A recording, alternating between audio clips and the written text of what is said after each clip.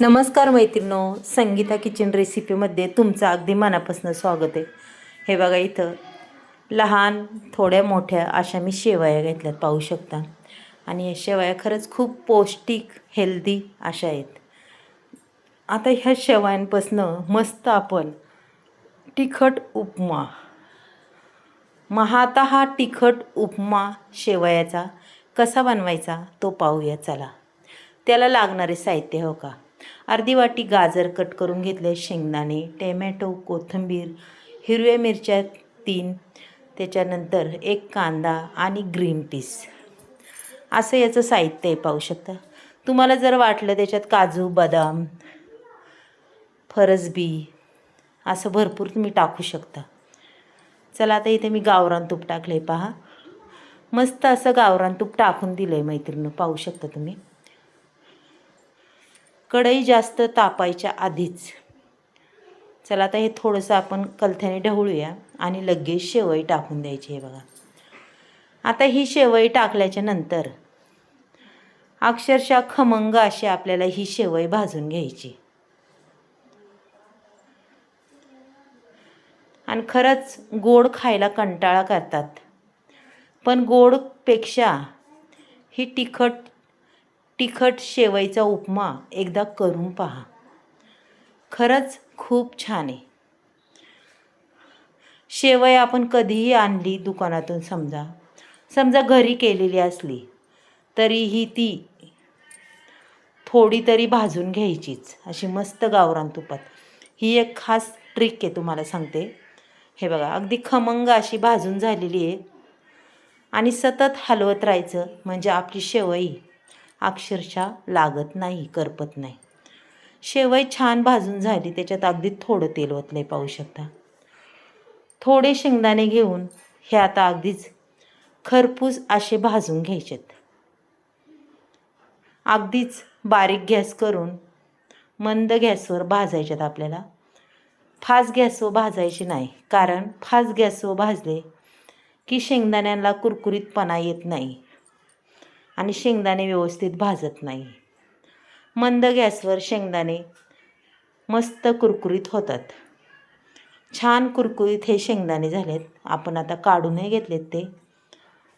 थोडंसं पुन्हा तेल टाकून त्याच्यामध्ये जिरी, मोहरी आणि कढीपत्त्याचे 2-4 पानं, त्याच्यानंतर लगेच हिरवी मिरची टाकलेली आहे. लगेच आपल्याला कांदाही टाकायचा आहे. कांदा टाकून दिला की मस्तपैकी कांदा परतायला सुरुवात करायची. त्यावेळेस आपल्याला गॅस मोठा करायचा आहे आणि अगदीच व्यवस्थित कांदा सॉफ्ट होस्तोपर्यंत परतायचा आहे. कमीत कमी कांदा हा 50% त्याच्यात झाला पाहिजे.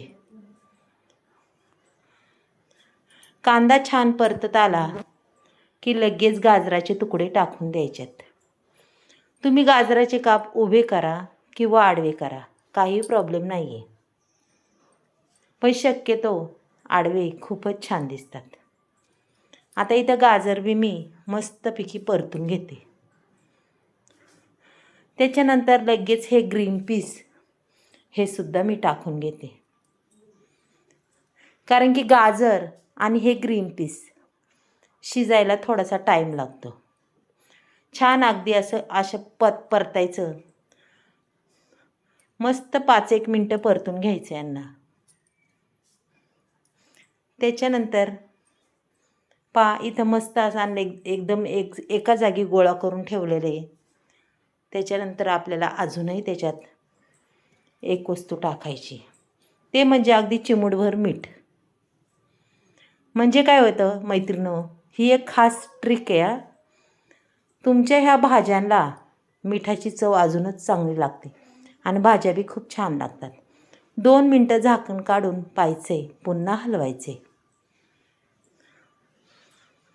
2 मिनिटांनी पूर्ण ते हलवून घ्यायचे.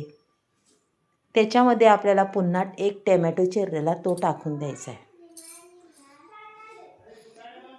1 टोमॅटो टाकल्यावर पुन्हा आपल्याला ते हलवून घ्यायचे.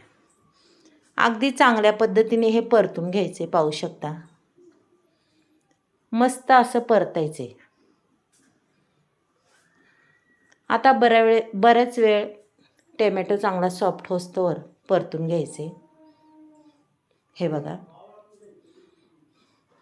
आपल्या हातातला कलथा अजिबात थांबवायचा नाही आणि त्याच्या अंदाजाने आपल्याला पाणी वतायचे. आता मी हा 4 माणसांसाठी नाश्ता करते. 4 माणसांसाठी मी इथं 1.5 ग्लास पाणी वतणार आहे पहा. आता अगदीच मस्त अशी उकळी येऊन द्यायची खळखळून. चवीपुरतं थोडंसं मीठ पुन्हा टाकायचं आहे आपल्याला आणि पुन्हा मी झाकण ठेवणार आहे.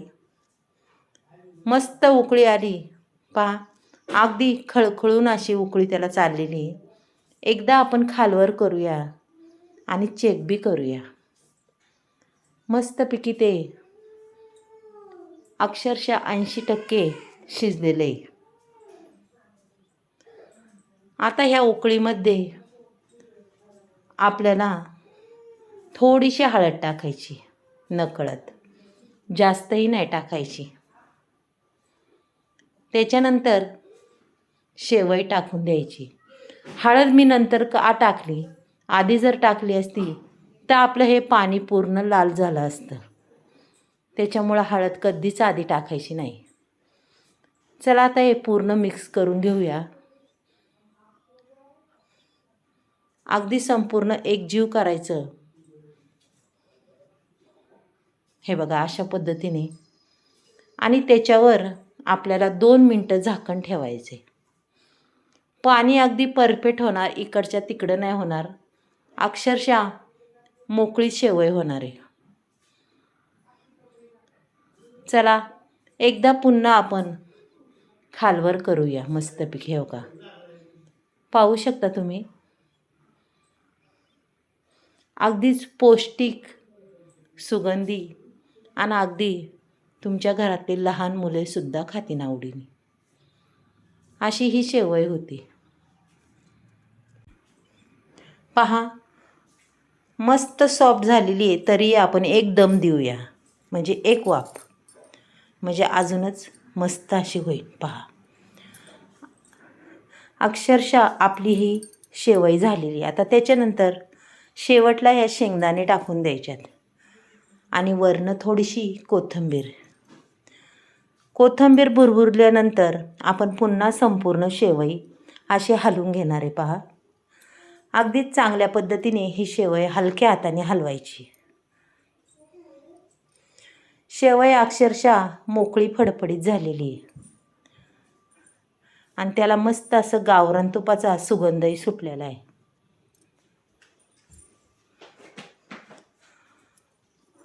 अगदी मैत्रिणींनो, एकही थेंब जास्त पाण्याचा झाला नाही किंवा कमीही झाला नाही. परफेक्ट हे मोजमाप आहे. 4 माणसांसाठी 1.5 ग्लास पाणी यूज करून ही शेवई आपल्याला करायची. मग हा शेवई उपमा आजचा कसा झाला आहे पाहूया तरी. चला आता इथं प्लेट घेतली. प्लेटमध्ये मी शेवया काढून घेते. पहा खमंग रुचकर अशी आपली ही शेवई झालेली आहे. उपमा खाऊन तर दरवेळेस कंटाळा येतो, मग अशी शेवई उपमा एकदा नक्कीच करून पहा आणि सगळ्यांना खायला घाला. घरातली खुश तर आपण बी खुश. मग आजचा उपमा कसा वाटला? बाय.